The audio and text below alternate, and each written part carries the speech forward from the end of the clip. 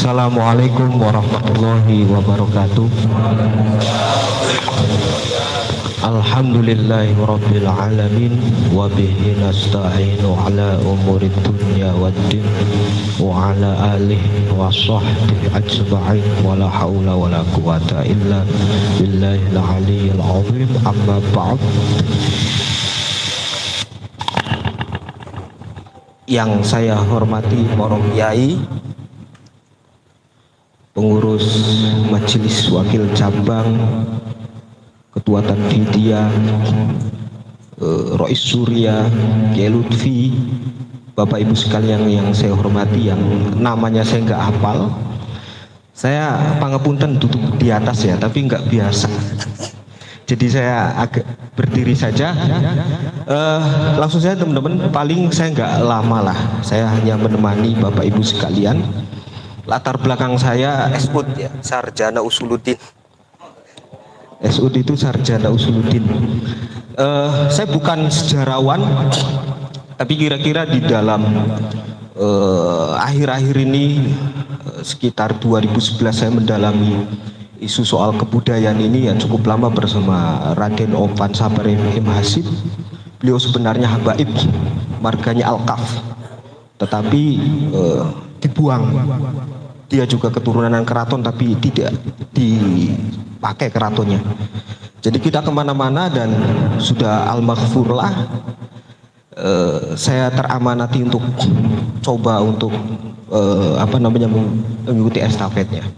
Baik teman-teman, ngomongin hari santri itu memang buat perut saya mules. Saya hampir 3 hari coba melacak ini semua. Saya pagi itu jadwalnya ngajar, cuman belum selesai, jadi saya harus menyelesaikan slide ini. Pertama, saya tidak akan langsung ke proses bagaimana proses resolusi jihad ini.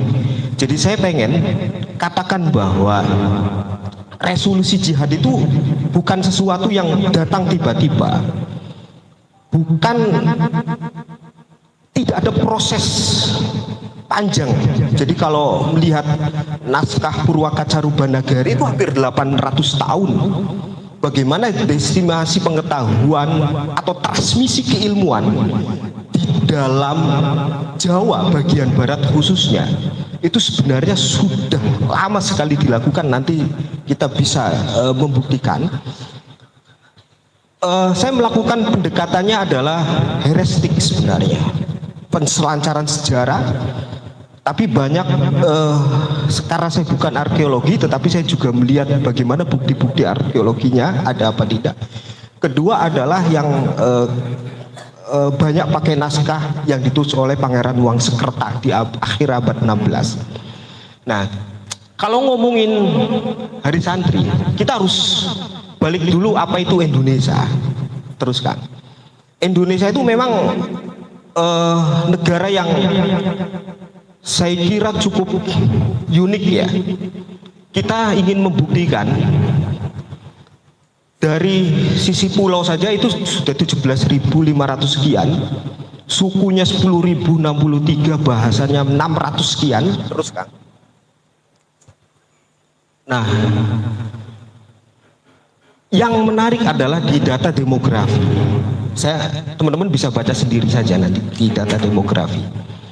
Saya ingin katakan bahwa ini garis Indramayu 2001. Ini di sana, di luar sana itu sudah menjadi negara.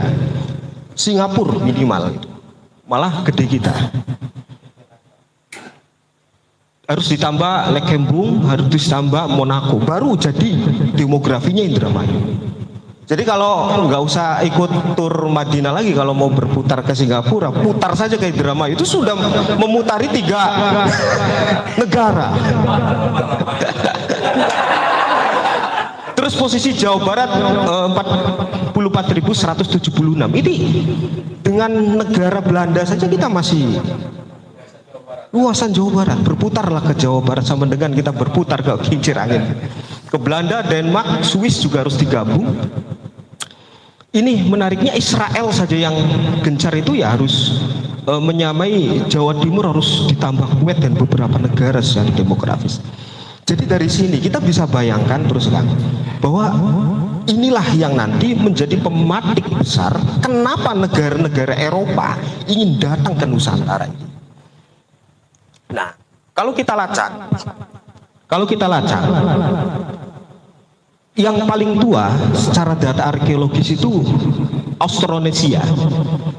Jadi sekitar 25.000 sebelum Masehi, sebelum Kanjeng Nabi Isa alaihissalam lahir, kita sudah punya peradaban yang namanya Austronesia. Bayangkan, 25.000 sebelum Masehi kita sudah punya peradaban di Nusantara ini. Nah, terus Kang,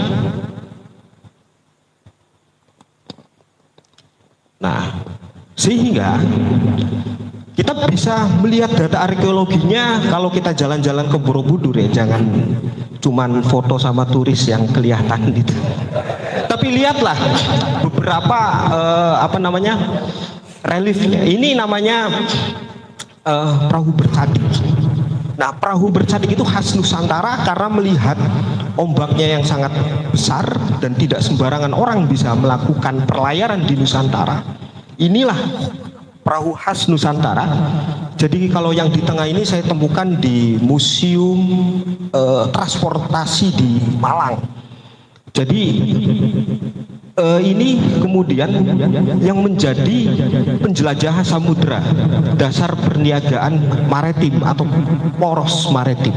Terus dilanjutkan saja, klek klek klek. Gak terlalu jelas kalau nggak pakai laptop ya. Nah, ini banyak yang terpecah-pecah. Nah, poros maritim inilah yang kemudian ada salah satu pembuktian yang sangat besar. Jamu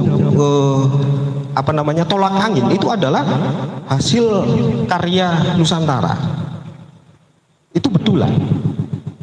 Karena tidak ada bangsa yang kuat saat itu jika kemudian porosnya tidak melakukan satu pendekatan alam.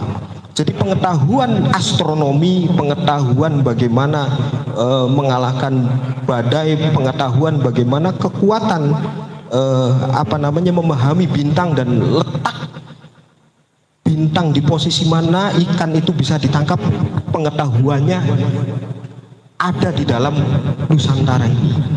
Oke, terus kayaknya ada yang kelewat ya. Banyak yang kelewat. Nah, poros maritim inilah yang kemudian menjadi satu dasar bahwa negara kita ini sebenarnya sudah sangat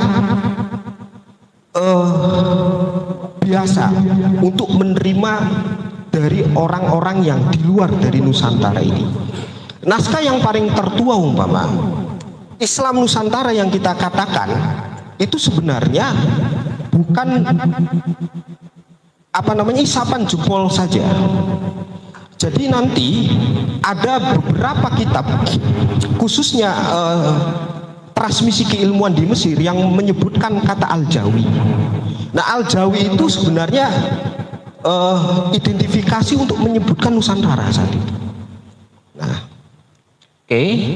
Nah, inilah yang kemudian ada temuan batu nisan yang di Barus, namanya Syekh Muhammad Ar-Barus Al-Yaman, itu sekitar abad 7 Masehi. Abad 7 Masehi di Indonesia, era sahabat, itu sudah melakukan kontak dagang. Siapa orangnya? Adalah Ratu Sima dari Kaliga. Nah, Ratu Sima inilah yang kemudian banyak arsip, tapi nggak di sini arsipnya, itu di bawah Belanda. Ada di Belanda. Yang kemudian inilah surat perdagangan. Kenapa Barus? Barus adalah produksi satu-satunya di dunia untuk melakukan pengawetan mayat yang ada di timur sana. Kapur Barus. Jadi bahan dasarnya dari sini. Jadi kita patut nanti mencurigai bahwa nanti peradabannya Mesir yang melakukan pengawetan mayat adalah dari sini inspirasinya. Karena jangan kita heran, hari ini saja coba dicek di beberapa tempat ada proses-proses pengawetan mayat. Di di Ngaben masih ada, di Bali masih ada, di Sumbawa masih ada, dan beberapa tempat masih ada Toraja, dan termasuk salah satunya di Cirebon pada abad 14 masih ditemukan itu. Nah, Ibnu Battuta adalah seorang sosiolog ya, antropolog Islam. Inilah yang kemudian kata Al-Jawi ini sangat jelas di sini. Jadi ini adalah sebelum Vasco da Gama, orang Portugis yang datang ke Nusantara yang ingin memotong urusan dagang dari rempah yang nanti disebut sebagai jalur rempah.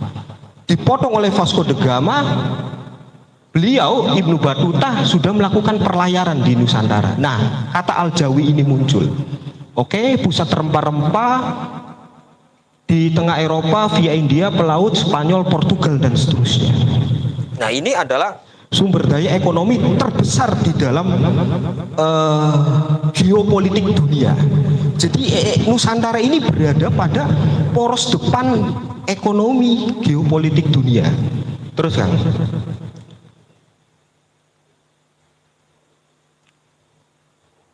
Nah, ini kok langsung kerajaan Islam ya? Ini terpotong-potong. Ya, terus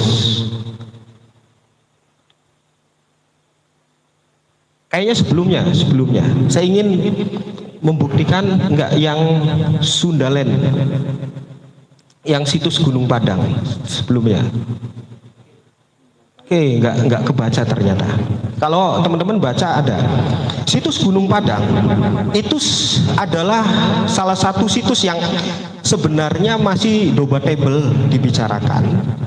Apakah ini secara antropolog adalah bikinan manusia atau memang proses alamiah?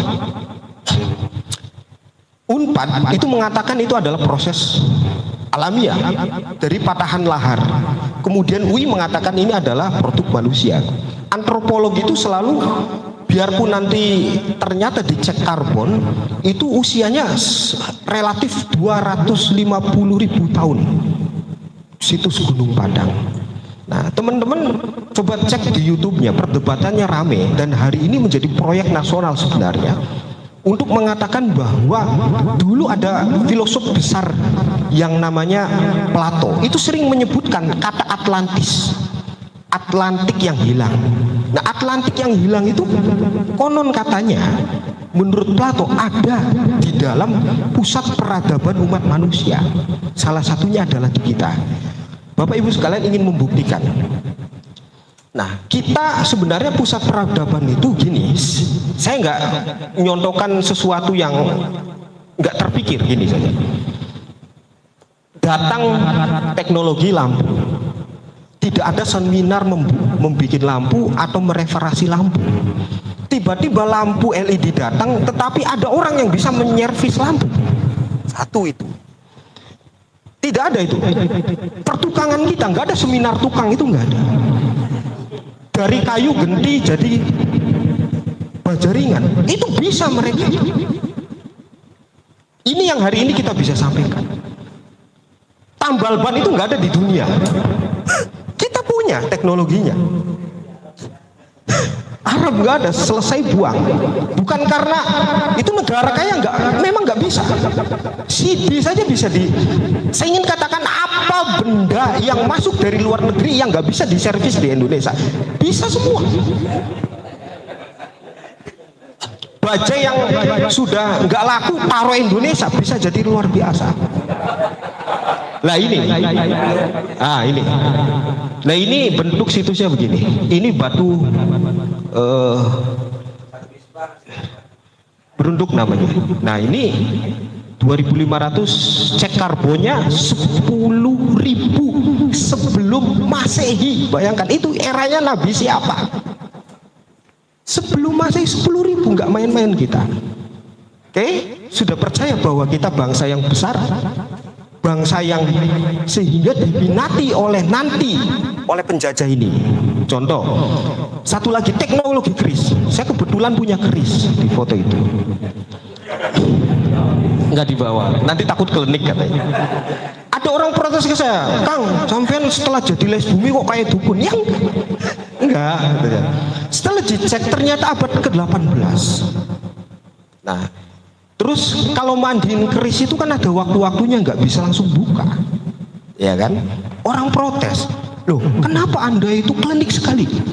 Loh, kalau Anda beli Magicom, kata saya, ada nggak cara merawat Magicom? Boleh nggak Magicom langsung dicelup semuanya di air? Nggak boleh. Sama tingkatannya Calya dengan mobil yang mahal yang pajaknya sama dengan 5 motornya anak-anak PMI itu nggak bisa disamakan cara merawatnya. Jadi kenapa di dalam pikiran masyarakat kita sesuatu yang itu sebenarnya produk kecerdasan pada masa lalu tiba-tiba dijustifikasi di dalam otak kita sebagai klinik. Nah inilah nanti ada peran penjajah. Saya ingin buktikan, nanti ada foto-foto. Kalau lancar ya alhamdulillah. Lancar ya. Salah satu teknologi adalah peleburan antara yang namanya batu meteor dengan peleburan baja. Itu tidak mungkin bisa dilakukan oleh Jerman sampai hari ini. Meniru keris di Nusantara nggak pernah berhasil. Makanya pewarisan benda ini itu sama persis dengan Anda membeli mobil Alphard. Tidak pernah berpikir datang sendiri. Karena yang punya keris ini akan mencari orang yang bisa merawat ini semua secara spiritual, secara pamor dan seterusnya. Nah itulah benda-benda yang pernah terjadi dilakukan di situ. Gamelan kita gong sekati kemarin yang ada di Keraton Kanoman itu dikaji bukan oleh kita. Santa Barbara itu dari Amerika. Golek cepak yang sudah tidak diminati oleh kita itu diambil semua produknya oleh Dalang Matthew Isaac Cohen, seorang profesor wayang. Isaac Cohen. Kita ngapain? Baru punya golek saja sudah ngomong bid'ah, ngomong syirik dan seterusnya. Di sana itu justru menjadi kajian. Nih, tadi saya ngasih tahu batu nisan ini saya ini. Batu nisan ternyata itu punya nilai kesejarahan yang sangat luar biasa.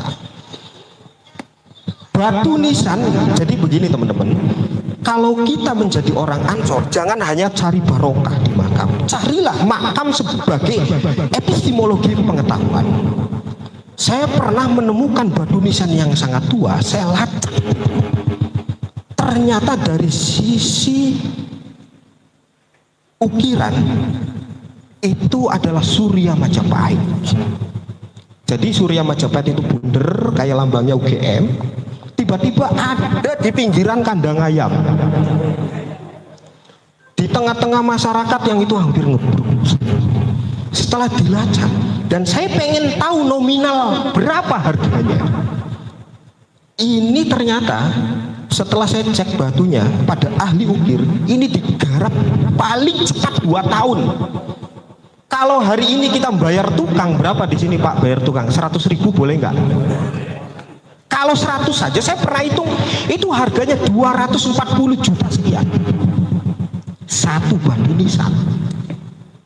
Jadi itu punya nilai dan punya enkripsi, punya sistem tanda, dan orang-orang dulu adalah memakai semiotika pendekatannya. Pakai sistem tanda itu menunjukkan orang dulu adalah orang yang cerdas. Dulu itu ngomong kayak saya itu nggak laku. Sekarang kita laku, berarti kita mengalami kemunduran. Dulu itu pakai selalu media, selalu pakai media. Walaupun naskah keagamaan di Cirebon itu baru ditemukan abad ke-18 atau 1800. Sunan Gunung Jati itu nggak tahu kesini ngapain, bawa Qur'annya kayak apa. Quran yang saya pernah lihat ditulis tangan saja itu baru Mursyid Torekot Qadariyah Naksabandiyah Syekh Tolha bin Tolabuddin, usianya 8 18, abad 18. Sunan Gunung Jati bawa Quran enggak lah, ini persoalannya. Enggak, karena ilmu pengetahuan yang masuk di Nusantara harus melakukan akulturasi budaya. Sufi yang sangat besar nanti torekot Kobruya, torekotnya Ibnu Arabi yang sangat butuh otak cerdas, yang kalau kita makan hari ini nggak mungkin mengungguli Ibnu Arabi. Itu bisa digampangkan oleh para wali kita di Nusantara dengan membentuk tari yang namanya tari tayub. Wujud dia itu bukan sampean par Gustowo manjing jasa sampean, atau aku di dalam bapak, bapak di dalam aku, dalam ajaran sufinya Kristen. Bukan itu, tetapi wujud dia adalah orang melihat apapun adalah zatnya Allah. Diterjemahkan begitu sederhana di Nusantara. Sama banyaknya pakai sistem simbol dan tanda, topeng, sehingga wali ini kemudian dikenal sebagai Sunan Tanggung. Karena media dakwahnya pakai tanggung, menerjemahkan agama sufi, ajaran sufi dengan pola orasisasi yang demikian dasarnya. Oke? Nah, kita masuk setelah ngomong keindonesiaan masa lampau pos maritim itu, kalau tadi disimak itu nanti ada 3 kerajaan besar, yaitu Sriwijaya. Tadi dikatakan Sriwijaya ada enggak? Ya ini bukan rukun iman, jadi Anda tidak percaya juga tetap masuk surga. Majapahit ada enggak? Gitu kan. Nah, 2 negara ini, yang satu punya empu yang namanya Parapanca, Sriwijaya punya gending Sriwijaya. Dan dua-duanya ini adalah sebuah negara adidaya yang punya cita-cita Bhinneka Tunggal Ika. Empu Parapanca menulis di dalam kitab Sutasoma, itu ada Bhinneka Tunggal Ika, itu bukan buatan Soekarno. Sehingga kalau PDI ngomong ini buatan Soekarno, ya nggak tahu juga. Itu buatan orang masa lalu dan itu bukan ngarang, gitu loh. Karena memang ciri-ciri negara maritim itu adalah keterbukaan. Jadi Anda dari Cina silahkan masuk, tapi jangan kemudian membawa budaya ansih Cina masuk ke dalam Nusantara. Begitu. Di Cirebon dan di Jawa Barat itu terkenal dengan Masjid Merah. Apa simbol? Itu adalah simbol ajarannya Suluk Malang Sungsang yang disebarkan oleh Syekh Abdul Jalil atau Syekh Siti Jenar.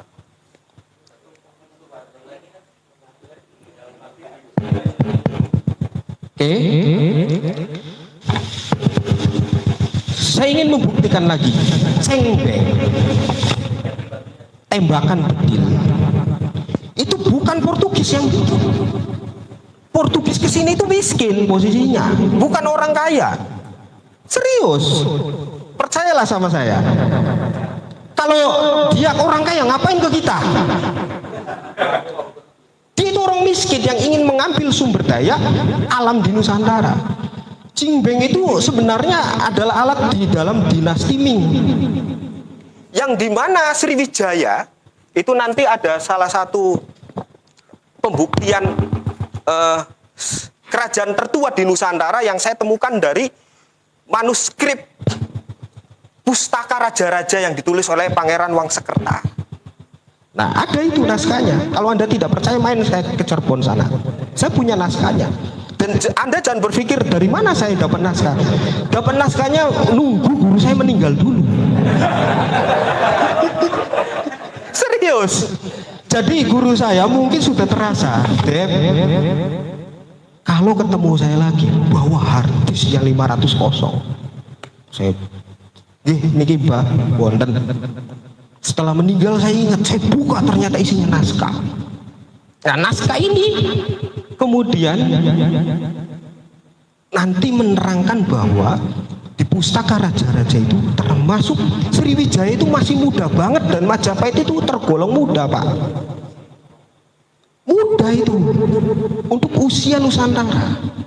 Teknologinya juga sudah matang, Jimbeng ya sudah dimatangkan oleh Sriwijaya, kemudian baju tempur di dalam Majapahit juga, Surya Majapahit itu sudah dimatangkan oleh produksi yang ada di lokal.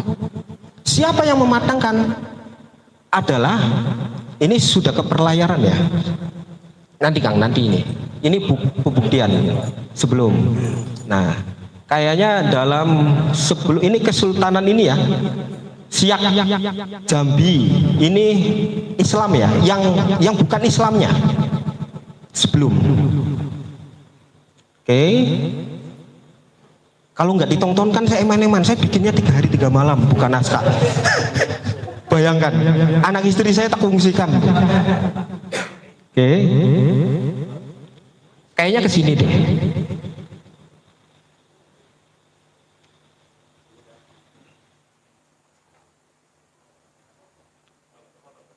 Potong ya, karena nggak pakai laptop, jadi kepotong.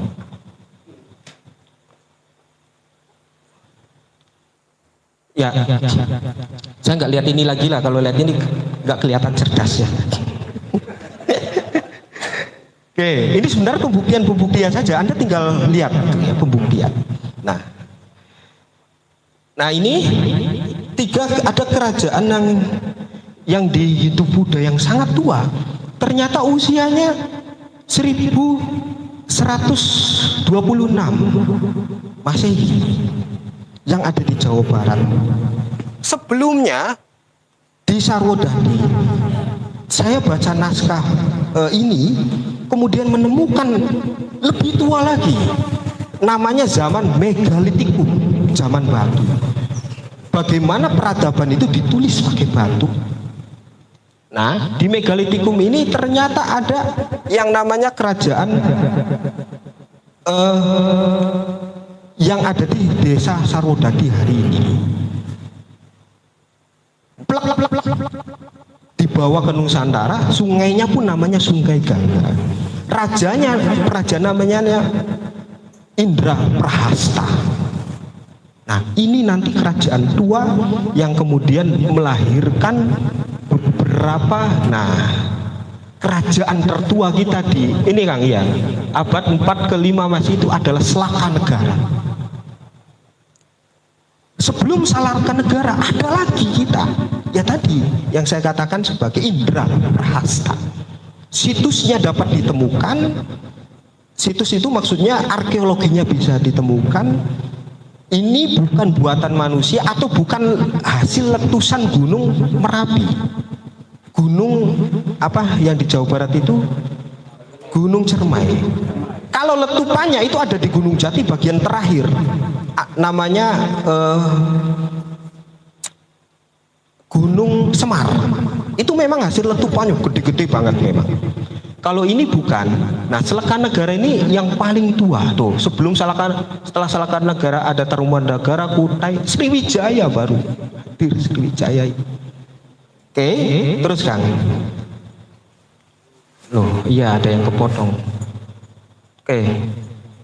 Oke lah, saya nggak mau terpaku sama ini lagi karena membingungkan, sudah banyak yang terpotong. Nah, ini saja. Itu di era Nusantara kita ya, di produksi Nusantara kita. Termasuk adalah ada satu buah yang namanya bernuk atau maja. Itu tidak ada di lain kecuali di Nusantara. Itu memang hasil punya kita. Manfaatnya itu bisa mengusir tikus Pak secara pertanian. Ini serius. Kemarin dengan teman-teman kebuyutan itu dipakai isinya untuk mengusir tikus, ininya untuk tas. Nah, kita dulu orang itu punya kecerdasan di situ. Nah, hari ini kan nggak punya kecerdasan di situ karena kita bilang bahwa itu kampungan banget, ngapain sih makan bernuk? Ya, bernuk itu bukan dimakan. Sehingga orang petani kita tidak punya kecerdasan sampai di situ. Nah, itulah zaman sekarang kita masuk ke Islam. Bapak Ibu sekalian, ke sana Kang, ke atas. Kita masuk ke Islam nih. Masuk ke Islam. Kalau tadi kan zaman Megalitikum, zaman prasejarah, sekarang kita masuk ke era Islam. Terus ke bawah. Nah, ke Islam itu banyak orang mengidentifikasi dan alat identifikasinya pakai keramat, sehingga mengatakan Islam di Jawa Barat itu abad 12 ada. Saya ingin buktikan tidak ada. Dua orang ulama Islam itu, pertama adalah Syekh Kuro bin Umar Siddiq, itu tahun 1480. Nah, datangnya dengan perahu Laksamana Cenghua, bacanya Cengho karena makannya bolet jadi bebas saja ngomongnya Cenghua atau apa. Terus punya asisten namanya Mahuang, orang sana mengatakan Dampu Awang, itu Mahuang. Nah, ini situsnya yang bisa dilihat. Cengho itu adalah penjelajah yang agak percis dengan Vasco da Gama. Nah, Cengho itu pertama kali berhenti di Muara Jati. Ada kerajaan tertua yang namanya Kerajaan Singapura. Itu sebelum pra-Islam. Nah, ini makamnya Ki Gede Alang-alang atau Ki Gede Muara Jati. Nah, berhenti karena jangan bayangkan Pak, kalau kita naik motor saja kadang-kadang dia sudah jalan, yang ininya ngelirik cewek kan belakangan. Kalau dulu kan pakainya kan angin. Antara Syekh Kuro dengan Syekh Datul Kafi atau Syekh Nurjati itu bedanya 2 tahun. Syekh Kuro dulu datang, kemudian Syekh Datul Kafi. Siapa orang ini? Adalah keturunan Cina. Kalau sekarang kita benci ke Cina, ya benci kepada Syekh Kuro. Itu orang Cina betulan. Nah, Syekh Kuro inilah yang kemudian nanti membuka pesantren pertama di Jawa bagian barat. Ini pesantrennya, sisanya. Jadi begini, ya nggak bagus banget sih, karena nggak melibatkan arkeolog. Jadi ini juga tapi sudah lumayan 150 juta pemugarannya, mahal. Nah, ini pesantren pertama kali. Siapa yang mengaji pertama di sini? Nyimas Sumbang Keranjang atau Nyimas Subang Larang. Inilah orang pertama di Jawa Barat yang berhasil menghatamkan Al-Quran pertama di Jawa Barat. Sehingga saking senengnya itu kemudian diarak dari kerajaan Singapura menuju Makom Sunan Gunung Jati atau Sedatul Kafi. Dulu itu ada pesantren namanya Amparan Jati yang didirikan oleh Syekh Nurjati. Lah sekarang kok jadi makam? Lah inilah ciri-cirinya. Peguron-peguron Islam di Nusantara sekarang berubah jadi makam semua. Jadi Anda jangan berpikir di mana ya pesantrennya, itu di makam-makam itu. Dan inilah cikal bakal ider-ideran, arak-arakan. Kalau ibu arak-arakan punya sanad. Punya sanad. Ini bukan tanpa sanadin. Al-ilmu bila sanadin, al-ilmu fasad. Ilmu yang tanpa sanad itu pasti ilmunya rusak. Kata Kang Adang yang pasti dari setan. Tapi mana mau setan ke kita ya. Nah, ini pertama kali. Sehingga hari ini arak-arakan terbesar di Jawa Barat ada di sana. Dasarnya adalah sebagai kecintaan terhadap Al-Quran. Nah, dari sinilah kemudian yang namanya penguasa Jawa Barat datang ke negeri persemakmuran. Kalau hari ini di negeri Singapura ketemu dengan perempuan cantik Subang Keranjang, itu karena cantik banget jadi dinisbatkan dengan bentuk sekeranjang, bentuk sekeranjang itulah. Kalau sekarang kan kita namain anak kan nggak jelas-jelas, lihat TV lihatnya Gisel nggak tahu ditangkap. Padahal kalau Mendiri ini luar biasa. Baku Cirebon, Walang Sungsang. Walang itu belalang, Sungsang itu yang menunduk, dia adalah ahli sujud. Begitu. Orang-orang dulu itu penuh dengan, kalau baca teori sedikit, anak-anak PMI seneng baca teori enggak? Apa senengnya baca proposal? Baca teori semiotika negativita.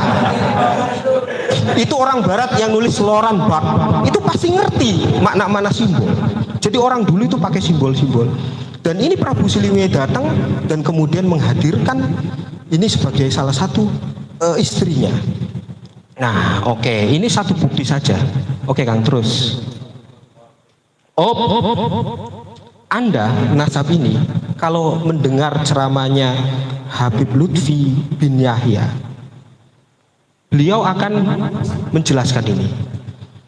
Saya pikir, wah, Habib Lutfi luar biasa cerdas ya. Ternyata ada di naskah Pustaka Parawitan ing Bumi Jawa di IPA 1.4 1686.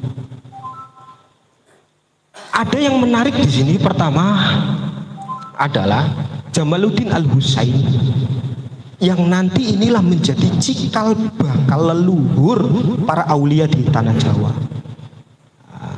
Syekh Abdul Malik ini adalah yang ini Al-Khon, ini adalah orang yang kemudian berhijrah dari Yaman ke India.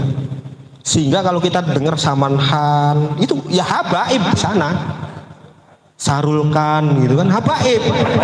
Ini mesti keturunan Syekh Abdul Malik gitu ya, pasti keturunan Syekh Abdul Malik. Kalau kita waktu kecil namanya Cikita Medi itu juga habaib Syarifah. Nah, ini nanti menurunkan 3 orang yang sangat luar biasa. Ini saya baru memotret satu. Sebenarnya bisa dilacak seluruh para aulia ini di dalam naskah yang ditulis oleh Pangeran Wangsakerta. Tapi kalau saya tulis semua nanti nggak menarik. Nah, nanti Ali Nur Alam itu punya anak Syarif Abdillah Mim Bani Israil atau Mesir. Nah, kalau kita lihat nanti nasabnya setelah ini ada genealogi, ini genealogi yang namanya sebagai genealogi fisikal. Genealogi fisikal ini ternyata nama Syarif Abdillah itu ada di Universitas Mesir, Al-Azhar University. Ada namanya. Nah, punya putra Syekh Syarif Abdillah, punya putra Sunan Jati, berkat Jenalam Malik Ibrahim, Gresik. Nah, ini nanti saya ini ceritakan atau faletehan ini. Kemudian Ibrahim Jalil Akbar dari Campa, Sunan Ampel dengan Ageng Manila, Maulana Makdum Ibrahim, kemudian Maulana Makdar Ibrahim atau Sunan Derajat. Nah, inilah saya ingin katakan bahwa dari mana Wali Songo itu tidak ada, karena mereka menganggap Wali Songo tidak membawa kitab, tidak membawa Al-Quran, tidak membawa apa. Tetapi dari sini kita paham bahwa nanti kita menemukan yang namanya satu orang, Muhammad Al-Bakir. Inilah yang kemudian hijrah pertama dan memotong yang namanya pedang itu sebagai satu simbol bahwa tidak akan ada lagi menyebarkan Islam yang dilakukan oleh Muhammad Al-Muhajir ini adalah dengan etika Rasulullah SAW. Teman-teman yang ngerti ajaran Nabi itu ya keluarganya. Saya nanti akan buktikan dalam strategi perang santri, perang kedongdong. Pewarisannya beda. Wah, nggak mungkin lah. Oh, mereka ngajinya gimana, teman-teman? Kalau Anda mengerti pewarisan budaya, itu nggak ada sekolahnya. Isi di Jogja, itu Ki Entus saja cuma pulang pergi di sana foto-foto udah selesai. Pewarisan kebudayaan itu mesti tutur pinutur, ikut langsung. Ki Mas Duki mewariskan Ki Sadat, itu enggak, saya pernah menelusuri genealogi pemikirannya enggak ketemu. Ternyata ketemunya setiap jam 3 malam sampai waktu subuh belajar. Nah, sama nanti beberapa orang yang di dalam nasab Wali Songo ini ketemu kemudian dengan dalil usul fiqh yang namanya al-adatu muhakamatun. Adat adalah sebagai sumber daripada hukum nanti di dalam usul fikih. Apa yang ditiru adalah akulturasi budaya yang dilakukan oleh Kanjeng Nabi. Jadi orang-orang ini, beliau-beliau ini yang berhasil menerjemahkan ajaran Kanjeng Nabi itu secara full. Bagaimana kita akan mengatakan bid'ah? Nabi itu sebenarnya tidak membawa satu syariat baru, percaya apa tidak? haji saking pundi? Puasa, la'allakum tattaqun, sebelum orang sudah puasa. Apa yang dilakukan Nabi adalah akhlakul karimah, etika, dan ini semua dirangkum oleh para aulia ini. Terus, dan teman-teman mau tahu, ini nggak ada yang dikatakan kiai, semuanya dikatakan santri. Oke. Akhirnya kita masuk kepada Indonesia masa pendukung asing. Portugis masuk di Malaka, zaman VOC sekitar 1602-942. Ini nggak ada yang percaya. Loh, kok lama 335 abad? Ini gimana ceritanya? Iya, yang kesini itu memang pedagang. VOC itu pedagang. Orang lagi dijajah Perancis, supaya bayar Perancis ya dagang ke kita. Tapi kebangkrutan itu sejak abad 18 sudah bangkrut. Jadi diklaim sebagai Belanda menjajah kita sejak itu. Sejak ada keresidenan, termasuk keresidenan Cirebon, Cilegon, Banten, dan Sunda Kelapa. Oke, terus, nah ini agak menarik. Kita ke perlawanan santri. Ini bisa jelas nggak? Ini karena intinya di situ. Kalau tadi itu semua genealogi saja. Nah, perlawanan santri bahasanya bukan kiai, bukan ulama. Ya. Perlawanan santri itu sudah lama sekali, sejak Fatahillah sudah melakukan. 1527 Fatahillah bersama Demak dan Cirebon menyerbu Sunda Kelapa, sehingga berubah namanya jadi Jayakarta, jadi Jakarta. Setelah itu Sultan Agung, ya, dari Mataram Islam menyerbu juga. Ada dua kerajaan yang belum ditaklukkan oleh Sultan Agung, Mataram ini. Cirebon sudah takluk karena kemudian Panembahan Ratu di Cirebon jadi bapak menantunya. Yang belum itu Batavia dan Banten menyerbu lagi.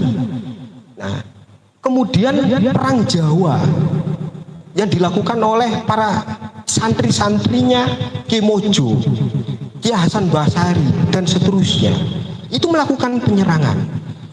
Di Banten ada geger Banten yang dilakukan oleh Thariqat Qadariyah Naksabandiyah dari jalur Ahmad Khotib Asam Al-Minangkabawi, punya khalifah di sana yang namanya Ki Ibrahim, punya murid dan melakukan geger di Banten penyerangan.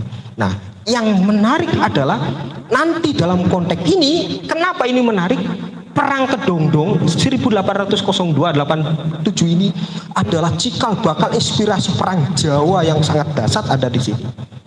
Karena apa? Saya ingin katakan, pertama adalah perang Kedongdong ini adalah telah membangkrutkan Belanda sekitar 1.500 US Golden. Itu ada di catatan Vanderkamp. Vanderkamp itu lamonanu ke sekretaris MWC, menyatat berapa jumlahnya, yang mati berapa, ada catatannya. Anda kalau ingin melusurinya ada di Perpustakaan Nasional, tapi mau kopiannya ada di rumah saya. Tapi jangan dibawa ya, kalau anak PMI biasanya itu dibawa dan habis. Nah, perang ini kemudian adalah perang puncak, di mana nanti pada tahun 1786 Cirebon itu secara de facto dan de jure mengalami sebuah kekalahan yang sangat dahsyat, dan akhirnya ada seorang ulama yang membagi proses pergerakan Peguron yang namanya Ki Buyut Muji, sehingga Syekh Mukoyim diletakkan di daerah Bundet, sehingga Ki Jati Ragi Babakan Cuaringin dan seterusnya. Nah, strategi yang sangat jitu saat dilakukan perang Kedongdong, nanti di dalam resolusi jihad Mbah Hasyim Asy'ari itu tidak akan memulai perang kecuali menunggu dua orang dari Cirebon. Siapa itu? Mbah Amin Sepuh bin Kiai Irsad bin Ki Ismail bin Ki Adroi bin Kiai Nawawi Sepuh dengan Ki Maryam bin Fakih Ibrahim bin Si Abdul Muhi Pamijahan. Satu itu. Ki Mukoyim, ya, punya putra Ki Abbas bin Abdul Jalil bin Kiai Muta'ad bin Muqayyim. Nah, siapa mereka? Mereka adalah orang-orang yang keluar dari keraton yang tidak mau kemudian menuruti kehendak Belanda. Perangnya lama, ini puncaknya. Strategi yang menarik adalah nanti kenapa dua orang ini dipakai. Kalau Anda tidak percaya, baca buku guru saya, Profesor Dr. Hosni Nasuha. Itu tempat rapatnya ada. Saksinya adalah Ki Bisri Amin. Jadi rapatnya ada di daerah Plumbon, yang tahu Plumbon itu di Syekh Abdul Latif Pamijahan, di sana tempat rapatnya. Kapan nanti naik kereta itu ada di naik kereta bareng-bareng ada di bis sahabat naik ke sana. Nah, karena inilah perang yang pakai strategi sangat jitu dibanding perang-perang lain. Apa salah satunya yang saya pakai ini? Kutagara. Kutagara ini topi perbatasan, produksinya adalah benda kerep. Terus Pamijahan Plumbon. Ini sebagai simbolik untuk mengutai dari intervensi Belanda. Kedua strateginya adalah merubah nama. Kayak saya itu namanya banyak, itu strategi.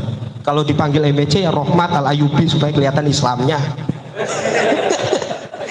Kalau dipanggil, saya mendalami agama-agama juga. Kalau diambil Romo ya nggak mungkin pakai Rohmat ya Fidal supaya keren gitu kan. Nah, Kang Adang dulu itu pernah di musola ada Ki Buyut Antas Angin.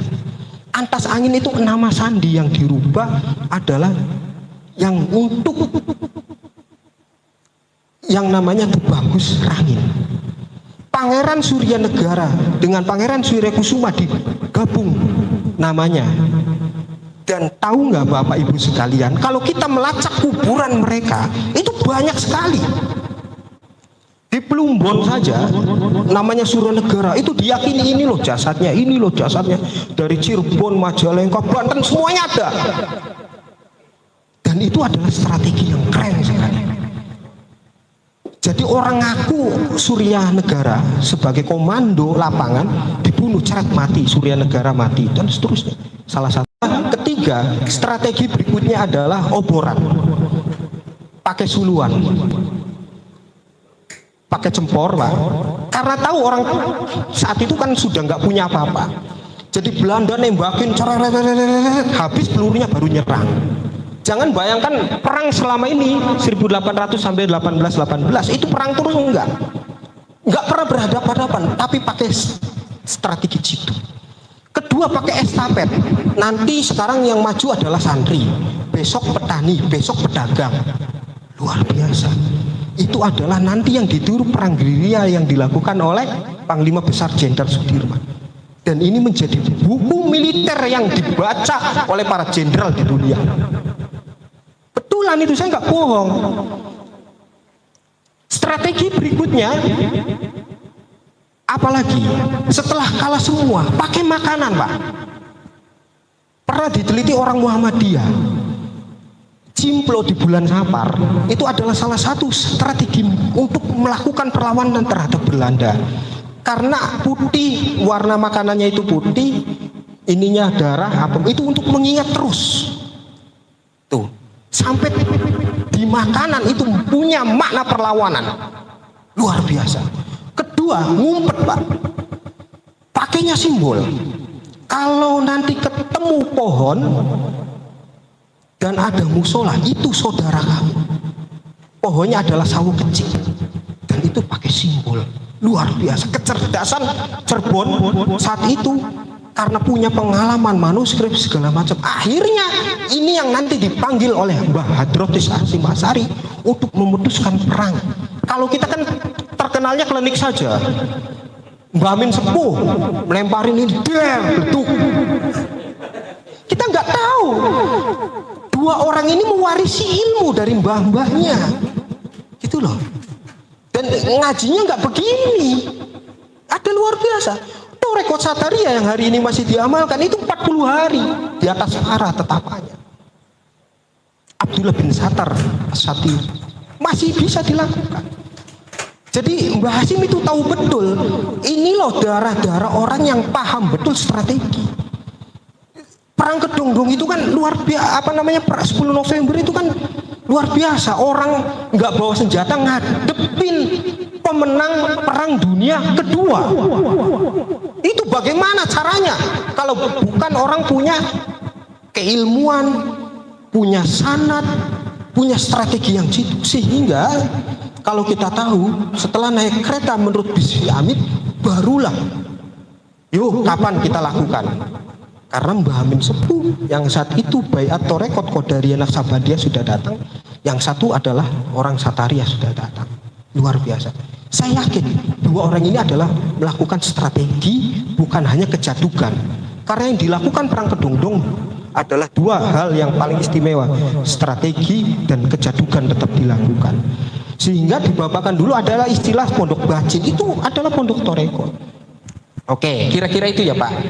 Sebenarnya harusnya terakhir saya menerangkan itu, karena ini nggak lancar ya wes lah. Nah, saya ingin buktikan ini adalah genealogi yang ditulis tesis oleh magister yang ada di Mesir.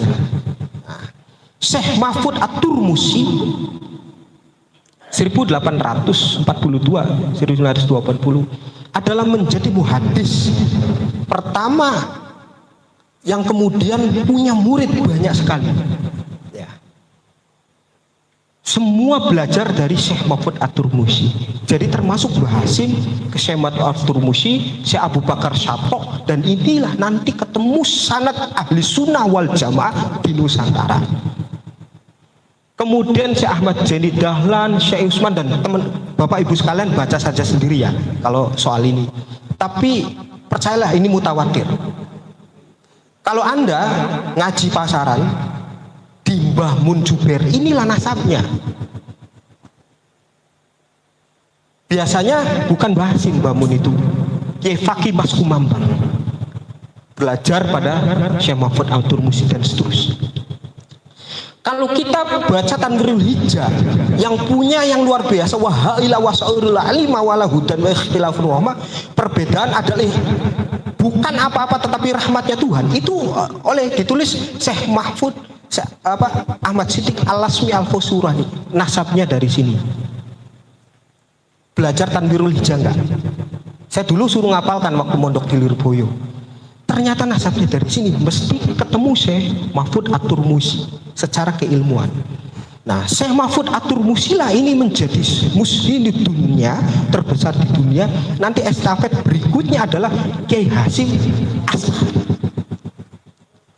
Kenapa semua belajar kepada Kiai Hasim Asy'ari adalah karena sisi keilmuan Islam itu yang paling besar adalah setelah Quran ya hadis. Semua belajar, sehingga Syekh Khalil Bangkalan itu belajar.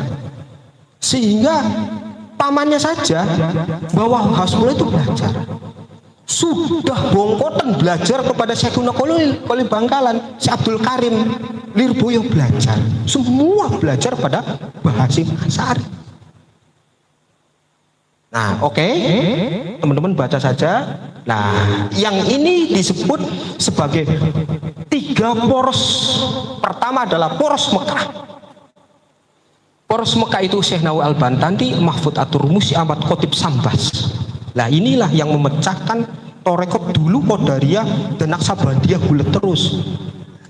Digabungkan oleh Ahmad Khotib Sambas, Syekh Umar bin Nawawi Al-Bantani, kemudian banyak kitabnya hampir 40 kalau ditulisannya tesis di Al-Azhar itu. Dan kemudian ada poros lagi Mbah Hasim Asy'ari, ada poros lagi yang Kiai Khalil Bangkalan. Tiga poros inilah yang kemudian sering bertemu dan akhirnya melahirkan pada tahun 1916 sebagai sebelum Tafiqul Akar, melahirkan salah satu hubud waton. Nah, 1916 luar biasa, gagasan nasionalisme hadir di tengah-tengah para santri ini. Karena tidak mau Mbah Hasim ini dikatakan kiai kalau sudah di hadapan Mbah Khalil. Tidak ada Syekh Mahfud At-Turmusi mengatakan saya ini kiai kalau sudah di hadapan Abu Bakar Syatok. Semuanya ngaku santri. Barang hari ini bisa Allahu Ta'ala dari kalender saja pengen dikiai. Padahal dari kalender itu Dulu nggak ada, semua ngaku santri, maka saya judul perang santri, semuanya santri. Mbah Hasim ngaku santrinya Syekh Kolil, Mbah Kolil ngaku santrinya Mbah Hasim, dan seterusnya. Itu luar biasa. Poros inilah yang kemudian melahirkan ciri-ciri murid Syekhuna Kolil Bangkalan adalah religius sekaligus nasionalis. Pertemuan ini disaksikan oleh Mbah Dim saat di Alas Purwo yang ada di Alas Roban sana. Ketemuan mengelabui Belanda, tahlilan pura-puranya kan nggak ngerti. Clifford Gert, kalau kita baca Clifford Gert, santri abangan dan priayi, seorang antropolog, itu ke Jawa itu bingung loh. Di Jawa itu mana Islam yang nggak ada. Begitu juga orientalis. Ke Nusantara itu bingung, mana Islam yang nggak ada. Yang ada adalah peleburan kebudayaan, dan ini kalau kita lihat filmnya saat Belanda mengepung Jenderal Sudirman, ya pakai tahlilan. Loh, masa jenderal kok tahlilan? Nggak mungkin. Dan itu di Alas Purwo begitu, membicarakan bagaimana santrinya itu supaya mencintai negeri ini. Dan inilah gagasan terbesarnya bahwa perang resolusi jihad ini dihadirkan di kita. Ini dokumen yang sudah dibahasakan karena ejaannya masih lama. Kalau di atas itu nanti kita temukan bahwa itu adalah satu dokumen. Orang itu nggak pernah percaya bahwa ada perang resolusi jihad. Padahal surat kabar KR, Kedaulatan Rakyat, itu saya merasakan pernah di Jogja. Itu koran yang sangat luar biasa. Ini bacaannya kaum elit ke atas. Kalau mahasiswa Merapi, kalau yang agak cabul Harjo dan seterusnya. Merapi ini bacaannya orang-orang kaya, Pak. Saya itu dulu jualan koran di sana dan tahu persis. Ditulis itu ada tadi dokumennya. Makanya kemudian Gus Dur marah betul. Kemudian, oh santri nggak punya peran. Nah, makanya di atas nanti kalau kita lihat ada studi dokumen yang sangat panjang tentang resolusi jihad ini ada. Oke? Sip. Sampai situ saja. Saya sudah hampir 1 jam. Nanti kita ngobrol diskusi supaya nanti saya juga bisa ngalap barokah dari Bapak Ibu sekalian. Itulah masih pengen cerita, sayang ya. Ada yang sangat tertinggal dalam isu resolusi jihad ini. Setelah 20 hari barulah Bung Tomo ini mengambil momentum. Kalau kita lihat nanti kalau ada gambar jelas di sana, itu ada kapal selembaran. Yes. Karena jenderal pertama pemenang itu mati di kita, yaitu Jenderal Arbet Boy. Itu meninggal pertama. Malabi itu sombong banget. Ah, ini gimana orang Indonesia ini? Gak tahu ditembak lagi. 2 jenderal meninggal, pemenang dunia kedua itu hanya dikalahkan oleh pasukan santri yang nggak punya senjata apapun. Luar biasa. Jepang saja kotar kadir kalau sudah melihat 2 jenderal Malabi ini. Nah, kita tidak pakai apa-apa tetapi bisa menang. Tapi Anda jangan berpikirnya mistis, karena tadi ada 2 orang yang punya strategi jitu. Teman-teman harus mengkaji ini secara kritis dan serius. Karena di dalam itu saya menemukan naskah Keragilan. Naskahnya diumpetkan Bapak Ibu sekalian di dalam atap itu hampir 30 tahun. Kalau bukan naskah itu suruh bawanya macam-macam. Untung saja itu bawa orang dan bisa dibuka. Dan itu ternyata tulisan naskah tentang Sataria, kedua Aqidatul Awam, ketiga Jurumiyah dan seterusnya. Saya sudah ngomong ke MEC Plumbon, Pak, daerah ini adalah peguron. Peguron itu artinya perguruan Islam. Kan pindah-pindah perguruan Islam. Abad 17 di sini loh, nggak percaya. Ketemu naskah Keragilan. Ada sekitar 20 karung di atas para. Dan sisanya belum kami bongkar karena saya tidak berani untuk mengganti keramik dan semen ya. Ada di situ. Betulan itu ada di situ. Kedua, bahwa perang santri ini memang bukan isapan jempol. Makanya Gus Dur mengutus tahun 90-an Mas memanggil profesor yang terkenal dengan kebudayaan Mauqifuna Minturos, bagaimana sikap kita terhadap tradisi, yaitu Kiai Hasan Hanafi yang kemarin baru meninggal. Karena orang-orang NU itu kalau sudah menang partai politik saja sudah seneng. Udahlah dikasih menteri selesai. Udah dikasih DPRD selesai. Dan Gus Dur marah betul saat ngomong, wah orang NU itu goblok. Maka dipanggil lah dan bikin yang namanya LKS, Lembaga Kajian Muslim Indonesia Islam di Jogja. Ada Mas Imam Ajis, Mas Jadul Maula, dan ada Les Bumi saat itu, yaitu siapa? Mas Agus Sunyoto. Bapak Ibu sekalian, Mas Agus Sunyoto itu nganu naskah itu hampir miskin. Kalau seandainya bukunya nggak laku, bayangkan, itu demi sistem dokumentasi dan kita. Kedua, tulisan tentang perang Kedongdong dan apapun hari ini mau diakui itu masih sangat mentah. Saya mencari dokumentasi penelitian yang agak disertasi belum ada. Makanya hari ini, pangapunten Pak, Ibu sekalian, jangan masuk PAI semua, masuk sebagai sejarawan.